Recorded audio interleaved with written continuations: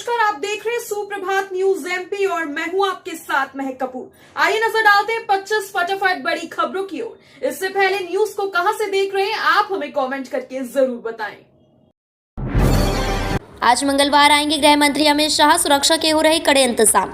लोकसभा निर्वाचन 2024 को लेकर गृह मंत्री अमित शाह आज मंगलवार को छिंदवाड़ा आ रहे हैं। इस दौरान गृह मंत्री स्थानीय फव्वारा चौक से बड़ी माता मंदिर छोटी बाजार छिंदवाड़ा तक रोड शो करेंगे।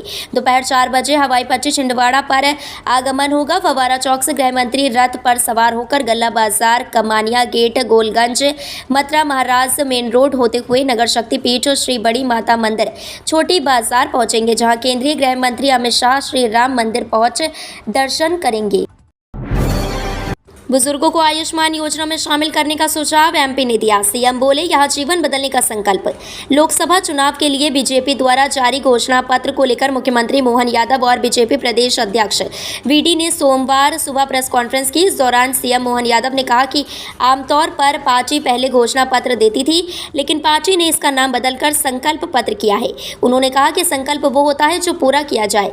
मध्य प्रदेश सरकार भी पीएम मोदी के संकल्प को पूरा करेगी। वहीं वीडी शर्मा ने कहा कि बीजेपी ने संकल्प पत्र को विकसित करने के लिए लॉन्च किया है। इसे 2047 के विकसित भारत के लिहाज से बनाया गया है। प्रत्येक वोट जरूरी है पर राज्य स्तरीय स्लोगन प्रतियोगिता 51 से 11,000 रुपए तक के इनाम। मध्य प्रदेश में लोकसभा चुनाव में मतदान प्रतिशत बढ़ाने के लिए चुनाव आयोग पूरा प्रयास कर रहा है। इसके लिए प्रचार प्रसार के साथ ही अब लोगों को प्रेरित करने के लिए प्रतियोगिताओं का भी आयोजन किया जा रहा है।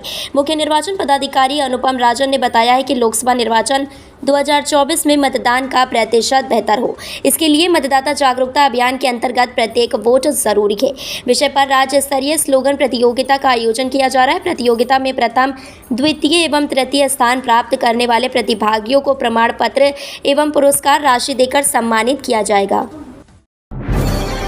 मध्य प्रदेश में पहले चरण की 6 लोकसभा सीटों पर बुधवार शाम से थम जाएगा प्रचार। पहले चरण के चुनाव में शामिल प्रदेश की 6 लोकसभा सीटों सीधी, शहडोल, जबलपुर, मंडला, बालाघाट और छिंदवाड़ा के लिए बुधवार 17 अप्रैल को शाम 5 बजे से प्रचार थम जाएगा। यहां 19 अप्रैल को मतदान सुबह 7 से शाम 6 बजे तक होगा। बालाघाट लोकसभा क्षेत्र के नक्सल प्रभावित विधानसभा क्षेत्र बैहर, लौंजी और परसवाड़ा में मतदान 4 बजे तक संपन्न कराया जाएगा। मतदान दल 18 अप्रैल को रवाना होंगे। मुख्य निर्वाचन पदाधिकारी अनुपम राजन ने बताया कि मतदान की सभी तैयारियां कर ली गई हैं। 17 अप्रैल को शाम 5 बजे से रोड शो, सभा, रैलियां नहीं होंगी। पहले चरण में कुल 88 प्रत्याशी मैदान में हैं। कर्मचारियों के लिए अच्छी खबर, मतदान के लिए मिलेगा अवकाश, नहीं कटेगा वेतन, आदेश जारी। लोकसभा चुनाव के लिए मतदान 19 अप्रैल से शुरू होने वाले हैं। मतदान हर नागरिक का अधिकार होता है। वोटिंग के दौरान सबकी भागीदारी सुनिश्चित करने के लिए चुनाव आयोग ने बड़ा फैसला लिया है। दिल्ली में मतदान के लिए कर्मचारियों को सवैतनिक अवकाश मिलेगा। इस बात की घोषणा दिल्ली के मुख्य निर्वाचन अधिकारी पी कृष्ण मूर्ति ने कर दी है। अवकाश का आदेश प्राइवेट और सरकारी सभी क्षेत्र के कर्मचारियों के लिए प्रभावी होगा। इसका पालन न करने पर नियोक्ताओं के खिलाफ सख्त कार्रवाई होगी। प्रावधानों के तहत जुर्माने साथ साथ सजा भी दी जाएगी। उज्जैन में नियम तोड़ने वाले ई रिक्शा चालकों पर पुलिस की गाज। एक दिन में 165 चालान काटे।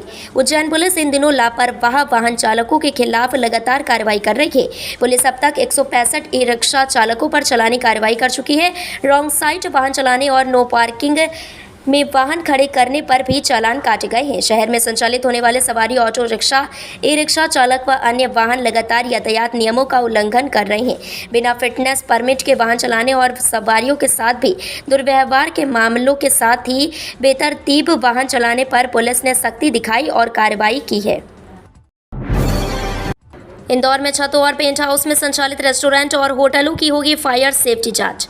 विजयनगर क्षेत्र में रविवार को हुई आग लगने की घटना के बाद प्रशासन छतों और पेंट हाउस में संचालित रेस्टोरेंट और होटलों में फायर सेफ्टी की जांच कराएगा। कमी पाए जाने पर अग्नि सुरक्षा संबंध सुनिश्चित कराए जाएंगे। पूर्व में किए गए निरीक्षण के दौरान अग्नि सुरक्षा की कमियां पाए जाने पर नोटिस जारी किए गए थे। यदि अब भी अग्नि सुरक्षा प्रबंध नहीं किए होंगे तो इनको सील किया जाएगा। प्रशासनिक संकुल में सोमवार को कलेक्टर आशीष सिंह की अध्यक्षता में बैठक हुई। इसमें छतों और पेंट हाउस में संचालित होटलों में अग्नि सुरक्षा प्रबंधन सुनिश्चित कराने के लिए विभागीय अधिकारियों को कलेक्टर ने निर्देश दिए। शराब दरों की नई सूची नहीं हुई जारी, बिक रही 30% महंगी। आबकारी विभाग ने शराब दरों की नई सूची जारी नहीं की है। इस वजह से शहर की अलग अलग दुकानों पर देशी और विदेशी शराब 15 से 30% महंगी बिक रही है। इतना ही नहीं, दुकानदार मनमुताबिक शराब की बिक्री कर रहे हैं। दरअसल राजधानी सहित प्रदेश में 1 अप्रैल से शराब 15% महंगी की गई है, लेकिन नई दरों की सूची नहीं आने से शहर की दुकानों पर इसके भावों में एकरूपता नहीं है। जानकारी के अनुसार जिले में 35 समूह की 87 शराब दुकानें हैं। इस बार करीब 80% शराब ठेकेदार पिछले वित्तीय वर्ष के हैं और 20% ठेकेदार नए हैं। इंदौर निगमायुक्त की चेतावनी, बगैर सूचना अनुपस्थित रहने वाले कर्मचारियों का कटेगा वेतन। शहर की सफाई व्यवस्था का जायजा लेने इंदौर निगमायुक्त शिवम वर्मा सोमवार सुबह एक बार फिर सड़कों पर उतरे। वे संगम नगर स्थित गार्बेज ट्रांसफर स्टेशन पहुंचे। उन्होंने कर्मचारियों के बारे में जानकारी ली तो पता चला कि 3 कर्मचारी बगैर किसी सूचना के अनुपस्थित हैं। इस पर तीनों कर्मचारियों का 1 दिन का वेतन काटने के निर्देश दिए गए।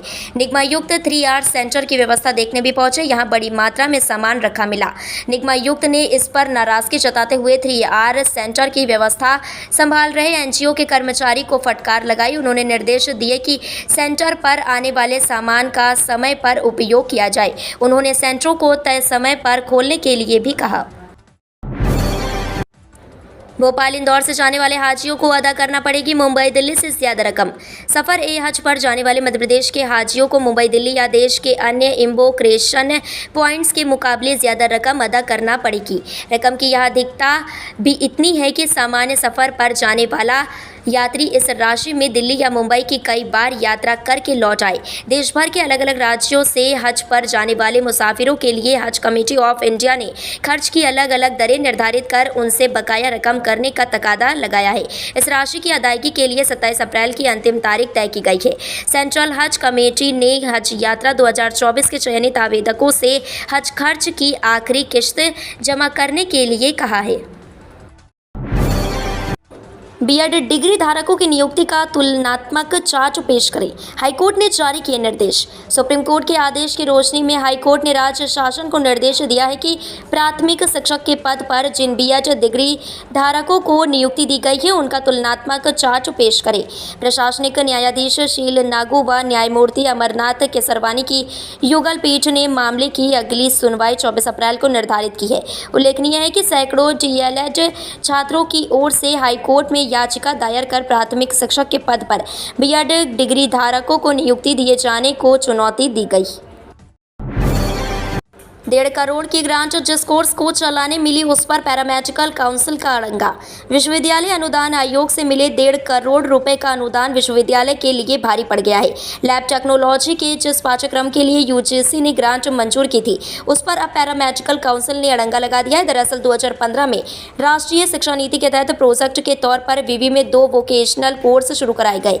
लैब टेक्नोलॉजी को लेकर मध्य प्रदेश पैरामेडिकल काउंसिल ने कहा है कि यह पूर्व निर्धारित कोर्सेस में है ही नहीं।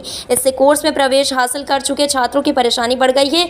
विवि प्रशासन भी असमंजस में है कि वह यूजीसी की माने या फिर पैरामेडिकल काउंसिल की। प्रत्याशियों को विदेश में स्थित चलाचल संपत्ति की भी शपथ पत्र में देनी होगी जानकारी। लोकसभा चुनाव लड़ने वाले प्रत्याशियों को नामांकन के साथ शपथ पत्र जमा करना होगा।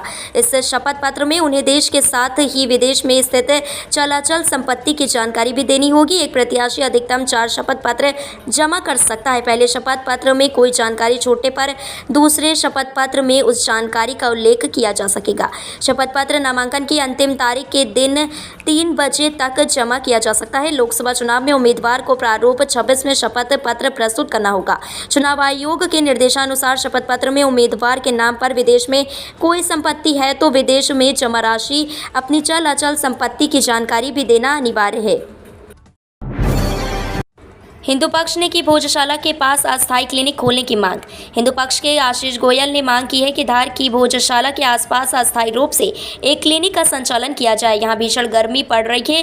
इस गर्मी में यहां पर भारतीय पुरातत्व सर्वेक्षण की टीम के अधिकारियों व कर्मचारियों के साथ श्रमिक सुबह से लेकर शाम तक कार्य कर रहे हैं। साथ ही भोजशाला में पुलिसकर्मी भी तैनात रहते हैं। इन लोगों की सेहत के लिए यहाँ एक क्लिनिक खोला जाए ताकि किसी तरह से किसी भी आकस्मिक हालात बनने पर डॉक्टर व स्टाफ उपलब्ध हो सके। गर्मी में कार्य करने वालों की सेहत व जांच के लिए ये मांग की गई है। उज्जैन में सभी सीटों पर पीएम मोदी सीएम योगी की रैली की डिमांड। कांग्रेस को राहुल प्रियंका पर भरोसा। उज्जैन संभाग की सभी लोकसभा सीटों पर भारतीय जनता पार्टी प्रधानमंत्री नरेंद्र मोदी और उत्तर प्रदेश के मुख्यमंत्री योगी आदित्यनाथ की जनसभा को प्राथमिकता दे रही है, जबकि कांग्रेस प्रत्याशियों का मानना है कि वो प्रियंका वाड्रा और राहुल गांधी के भरोसे अधिक वोट बैंक को आकर्षित कर पाएंगे। उज्जैन संभाग में 13 मई को मतदान होना है। इसके पहले प्रत्याशियों ने चुनाव जीतने की रणनीति बना ली है। सभी राजनीतिक दल अपनी पूरी ताकत लगा रहे हैं। मध्य प्रदेश की सभी लोकसभा सीटों पर भारतीय जनता पार्टी और कांग्रेस के प्रत्याशियों के बीच सीधा मुकाबला दिखाई दे रहा है। रामनवमी पर इन राज्यों में बंद रहेंगे बैंक, फटाफट निपटा ले ये जरूरी काम। इस साल 17 अप्रैल बुधवार को रामनवमी मनाई जाएगी। हिंदू धर्म में इस पर्व का खास महत्व होता है। इस मौके पर कई राज्यों में सरकारी छुट्टी रहेगी, कार्यालय और बैंक बंद रहेंगे। यदि आपका बैंक से जुड़ा कोई काम अटका हुआ है तो जल्द से जल्द निपटा लें। आइए जानिए आपके शहर में बैंक बंद रहेगा या खुला। देश के सभी बैंक राष्ट्रीय छुट्टियों पर बंद रहते हैं, लेकिन कुछ क्षेत्रीय त्योहार के कारण कुछ राज्यों में अलग से छुट्टी का प्रावधान है। कई राज्यों में रामनवमी का त्योहार धूमधाम से मनाया जाता है। 19 अप्रैल को रीवा और 28 अप्रैल को मुरैना में मायावती की जनसभा। लोकसभा चुनाव में मध्य प्रदेश की 29 में से 26 सीटों पर प्रत्याशी घोषित करने के बाद बहुजन समाज पार्टी अब चुनाव प्रचार में ताकत लगा रही है। पार्टी का सबसे अधिक फोकस उत्तर प्रदेश की सीमा से लगी लोकसभा सीटों पर है। पार्टी प्रमुख मायावती की इस चुनाव में पहली सभा 19 अप्रैल को रीवा में होने जा रही है। यहाँ से वह रीवा और सतना दोनों सीटों को साधेंगी। यहाँ दूसरे चरण में 26 अप्रैल को मतदान होना है। इसके बाद तीसरे चरण में शामिल मुरैना लोकसभा सीट में वह 28 अप्रैल का जनसभा करेंगी। यहां 7 मई को मतदान होगा। लोकसभा चुनाव में रीवा से 3 बार और सतना से 1 बार बसपा जीत चुकी है, इसलिए पार्टी को यहां से अधिक उम्मीद रहती है। लाडली बहनों के नाम आईटी से हटाने वाले हैकरों पर ना सचिव पर हो सकी एफआईआर। पहाड़गढ़ जनपद के चिन्नौनी चंबल पंचायत में लगभग 2 महीने पहले आधा सैकड़ा महिलाओं के नाम लाडली बहना योजना की आईटी से हटा दिए गए। इस मामले में दोषी सचिव को निलंबित कर दिया गया। इसके साथ ही जिला पंचायत सीईओ ने जनपद सीईओ को तत्काल सचिव व अन्य दोषियों पर एफआईआर दर्ज कराने के निर्देश दे दिए।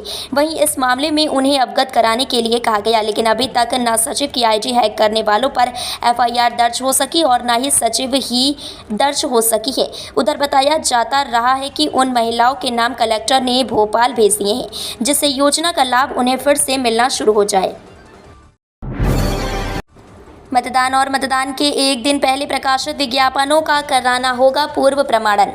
इन चुनाव के मौके पर विद्वेषपूर्ण अथवा भ्रामक राजनीतिक विज्ञापनों के प्रकाशन एवं प्रसारण पर रोक लगाने के उद्देश्य से चुनाव आयोग ने समाचार पत्रों अथवा प्रिंट मीडिया में मतदान के एक दिन पूर्व और मतदान के दिन प्रकाशित कराए जाने वाले राजनीतिक विज्ञापनों का पूर्व प्रमाणन राज्य स्तरीय अथवा जिला स्तरीय मीडिया प्रमाणन समिति से कराना अनिवार्य कर दिया है। इस बारे में निर्देश जारी किए गए हैं। आयोग ने स्पष्ट किया है कि प्रिंट मीडिया में मतदान की तिथि व मतदान से पूर्व दिवस पर प्रकाशित होने वाले राजनीतिक विज्ञापनों के पूर्व प्रमाणन के लिए विज्ञापन के प्रकाशित होने की प्रस्तावित तिथि से 2 दिन पहले media certification and monitoring committee को आवेदन देना होगा।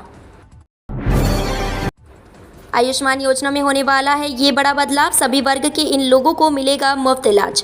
केंद्र सरकार की तरफ से देश के तमाम वर्ग के लोगों के लिए कई तरह की योजनाएं चलाई जाती हैं। ऐसी ही एक योजना गरीबों को मुफ्त इलाज देने के लिए चलाई जा रही है, जिसका नाम आयुष्मान भारत योजना है। इस योजना के तहत केंद्र सरकार की तरफ से लोगों को 5 लाख रुपए तक का मुफ्त इलाज मुहैया कराया जाता है।